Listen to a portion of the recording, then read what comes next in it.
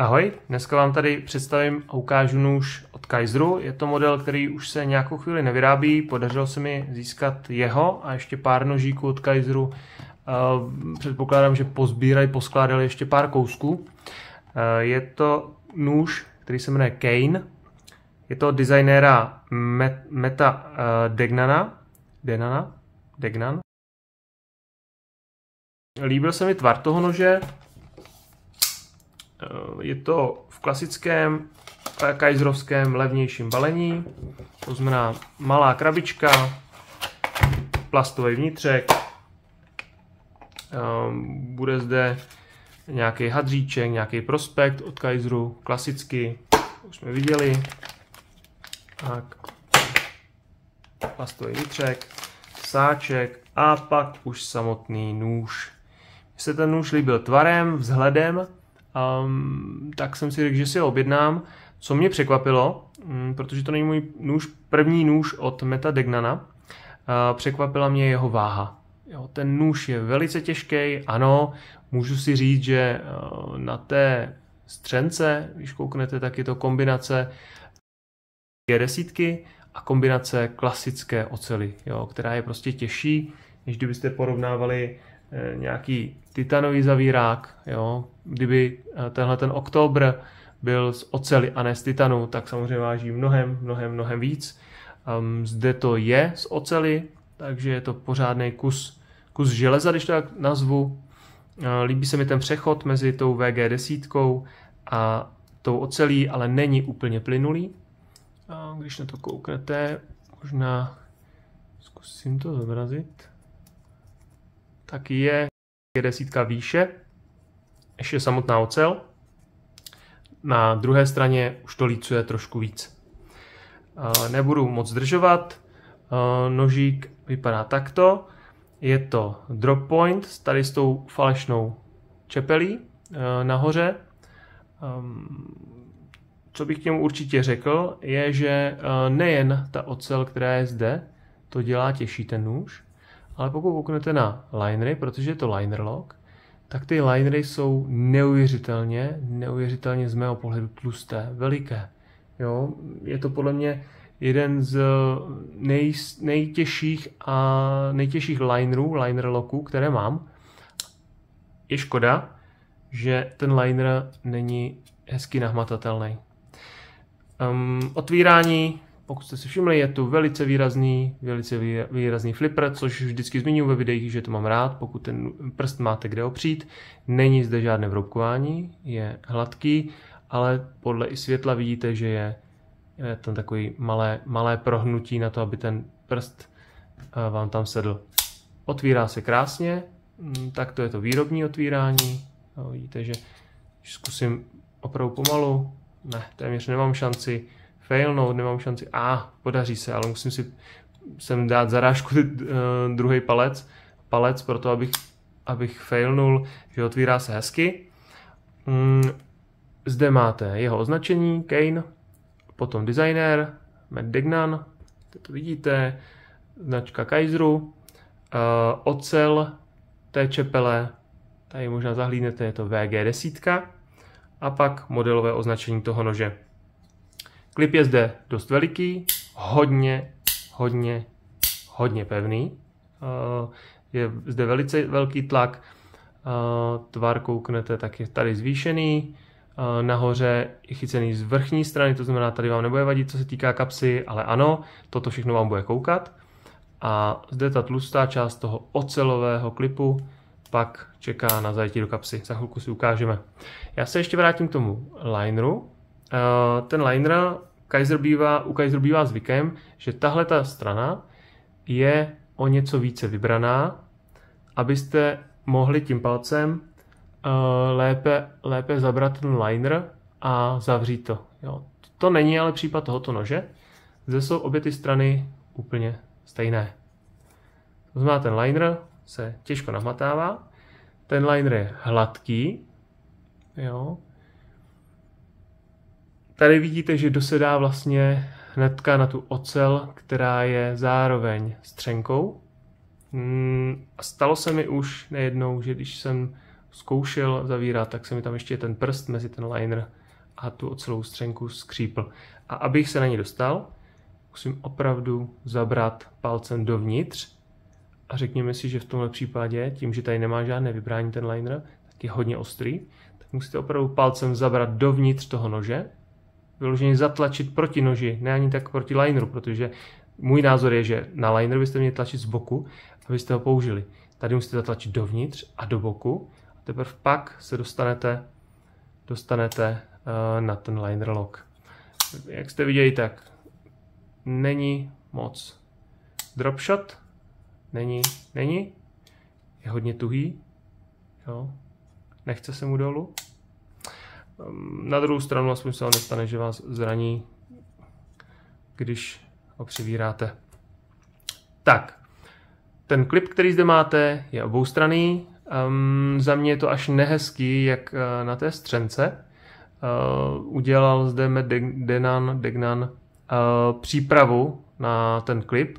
To znamená, z té střenky vyloženě vystupuje takový ostrůveček, na který se přidělává ten klip. Ano, jsem pro, aby nože byly i pro leváky, nejen pro praváky, ale mělo by to být trošku decentnější. Já vím, že se tomuhle vždycky nevyhnete a buď to na ten nůž prostě na druhou stranu neumístíte. Příklad, mám tady pak na porovnání jiný Mattův nůž a to je Kaiser Roach. Ano, tady na druhé straně prostě nemáte tu přípravu na ten klip, ale jsou varianty, jak to udělat i jináč. Tady Musky, Bestech Musky to vyřešil tak, že tam dal záslepku, nebo Bestech, a teď jsem si zapomněl, jak se jmenuje, je to Pantera, už jsem si vzpomněl, Bestech, Kubej Pantera, tak zde prostě nechali jenom 2 dírečky, žádný ostrůvek, žádné vystupování, abyste se mohli dostat až na ten liner a zadělat to tam. Ne, tady Matt řekl, já na to udělám takový ostrůveček, který, když tam ten klip nebudete mít, tak bude nehezký. A ano, myslím si, že ten ostrůvek, jestli tam uvidíte, je i na téhle druhé straně. To znamená, když si ho sundáte z téhle strany, dáte si ho doleva, nebo doprava, jak si ho člověk vezme do ruky, tak budete mít ten ostrůvek zase na druhé straně. Takže je to velice za mě těžký nůž, velice robustní nůž, nemá moc dobře vyřešený zavírání lineru. Ano, líbí se mi tvar té čepele, klasická VG10, úprava saténová. Zde vidíte, jak se vám leskne při každém. A jedná se, teď zjišťuju, jedná se o výbrus dutý. Ano, je tam duťák, všiml jsem si toho vlastně nyní, když vám takhle ukazuju ten odraz toho světla, tak vidíte, že jde nerovnoměrně a jde ve vlnách. A je to důvod, protože to má dutý výbrus. Ano, je to duťáček.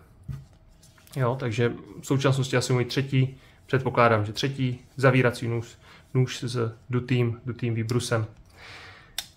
Tak, co jsme si ještě neřekli, jsou možná jeho míry.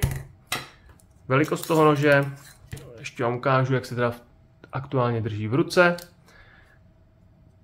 Ten flipper vám tady udělá krásnou záštitu, která navazuje na ten ocelovou střenku, kde hezky dáte ten ukazováček, takže když ho sevřu ten nůž v mý střední ruce, tak ještě pořád kus nože tam je, vítá, nemusíte se bát, že vám malíček bude padat z něj. Na opření palce, a to je možná i smysl tvaru té čepely, bych řekl, že je možná tenhle ten výbrus z vrchní části, protože tam palec krásně sedne. Ne, nůž nemá žádné obroukování, žádný jimping, tím pádem si myslím, že toto na té čepeli je potom určeno na palec. Co se týká rozměru, tak Kaiser Kane má nějakých 21,4 cm, 21,4 to může být. Co se týká tloušťky čepele, jste na 3,2, což je za mě 3,1. Zkusíme co nejvíc a ke koření hřbetu 3,2 mm, což je za mě v celku ucházející. Tloušťka střenky 13 mm, to znamená 1,3 cm. Tak toto jsme změřili a teď se dostaneme k tomu kýženému. a to je teda váha toho nože, protože v ruce mi připadá velice těžký, robustní zavírák a samozřejmě spoustu z toho bude dělat ta čepel, ale ve chvíli, kdy je to například integrál, tak jsem ochotný to obětovat tu váhu, ale v tomhle případě 167 gramů, 167,5 gramů.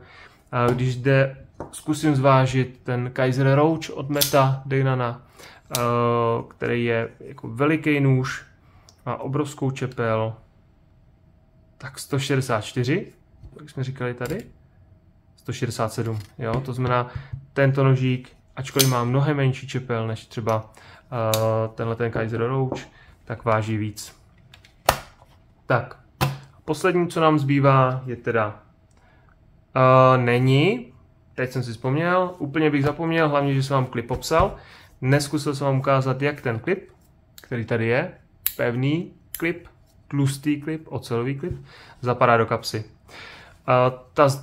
Ten zdvihnutý začátek, jak uvidíte, nám hraje do karet tomu, aby vám krásně jako zapadl ten začátek a potom prostě už musíte jen tlačit. Jo? A ve chvíli, kdy se dostanete za to bříško na tom klipu, tak už vám tam zapadne hezky. Velikost toho nože, respektive velikost špičky, co tam kouká, zde jsme podle mě tak na dokonce možná 2 cm, kolik bude koukat z té kapsy, takže je to výrazný nůž, co se týká kapsy. Musím ještě párkrát zandat, celkem bez problému. I u naší dvojité prošívané kapsy. Ano, když ho tahám, musím si to trošku podržet, protože je opravdu pevný. Možná tím, že je tak široký, tak nedělá problém ten nůž potom vytáhnout. Tak, to byla kapsa. A poslední, teda snad teďka už poslední, je porovnání velikosti toho nože. Tak, už několikrát zmiňovaný Metův, Deinanův nůž Kaiser Roach, který je trošku s mojí úpravou střenky, protože zde byla taková ta savá od Mojave.